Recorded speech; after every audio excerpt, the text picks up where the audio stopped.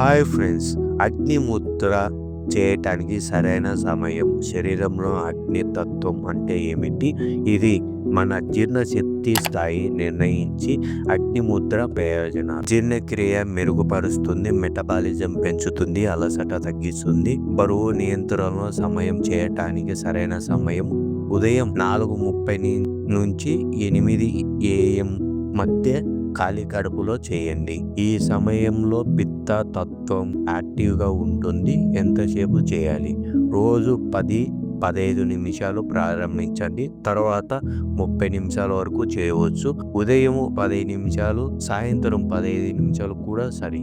ఎప్పుడు చేయకూడదు. భోజనం చేసిన వెంటనే, వేడి వాతావరణంలో, రాత్రి నిద్రకు ముందు. అగ్ని ముద్ర చేయడం ఎలా? పద్మాసనం లేదా సుఖాసనంలో కూర్చోండి. అంగుళి వేలు వంచి ఉంగర వేల చివర తాకండి.